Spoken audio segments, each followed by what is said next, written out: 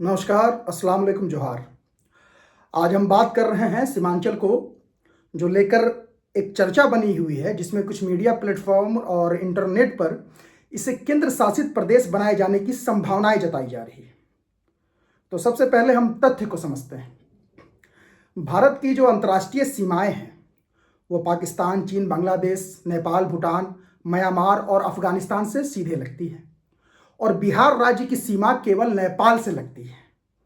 अब अगर हम सीमांचल क्षेत्र यानी किशनगंज, अररिया, पूर्णिया और कटिहार की बात करें तो इनमें से ऐसा कोई भी जिला सीधे तौर पर ना पाकिस्तान से मिलती है, ना चीन से मिलती है, ना ही बांग्लादेश जैसे शत्रु माने जाने वाले देशों से मिल रही है।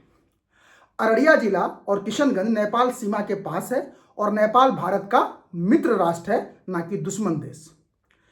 ऐसे में यह सवाल उठता है कि यदि अंतर्राष्ट्रीय घुसपैठ रोकने के नाम पर सीमांचल को केंद्र शासित प्रदेश बनाए जाने की चर्चा हो रही है तो क्या यह तर्क कहीं से मजबूत दिखता है? हमें तो बिल्कुल भी नहीं दिखता है। अब हम समझते हैं कि अगर सीमांचल को केंद्र शासित प्रदेश बनाया जाता है तो बदलाव क्या सब हो सकता है। पहला बड़ा बदलाव क्या होगा? राज्य सरकार का अधिकार समाप्त हो जाएगा और प्रशासन सीधे केंद्र सरकार के अधीन आ जाएगी। दूसरा बदलाव यह होगा कि यदि बिना विधानसभा वाला केंद्र शासित प्रदेश ये बना, जैसे चंडीगढ़ और लद्दाख को बनाया गया है, तो स्थानीय जनता का सीधा राजनीतिक प्रतिनिधित्व खत्म हो जाएगा।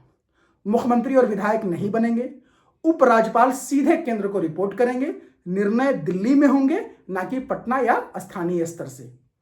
तीसरा बड़ा बदलाव, विकास योजनाओं, बजट और आरक्षण जैसी व्यवस्थाओं में बदलाव हर हाल में संभव होगा। राज्य स्तर की नीतियां लागू इसमें नहीं होगी। चौथा बड़ा बदलाव, सामाजिक और राजनीतिक पहचान का प्रश्न उठ सकता है। क्षेत्रीय असंतोष और राजनीतिक अस्थिरता बढ़ने की आशंका जताई जा रही है। संविधान के अनुच्छेद 3 के तहत संसद को राज्य का पुनर्गठन करने का पूरा अधिकार है, लेकिन इसके लिए व्यापक राजनीतिक सहमति और सामाजिक संतुलन जरूरी माना जाता है। विशेषज्ञों का मानना है कि यदि कोई ठोस सुरक्षा कारण नहीं है तो केवल आशंकाओं के आधार पर किसी क्षेत्र को केंद्र शासित प्रदेश बनाना संघीय ढांचे और लोकतांत्रिक भावना पर सवाल खड़े कर सकता है। फिलहाल केंद्र सरकार की तरफ से ऐसी कोई आधिकारिक घोषणा नहीं हुई है, लेकिन चर्चाओं के बीच यह जरूरी है कि जनता तथ्यों को समझे और भावनाओं से ऊपर उठकर सोच विचार करे। क्या सीमांचल को विशेष पैकेज की जरूरत है या प्रशासनिक बदलाव की, या फिर विकास और सुरक्षा के मौजूदा ढांचों को ही मजबूत करने की जरूरत है? आप अपनी राय कमेंट बॉक्स में जरूर बताइए। बहुत बहुत शुक्रिया।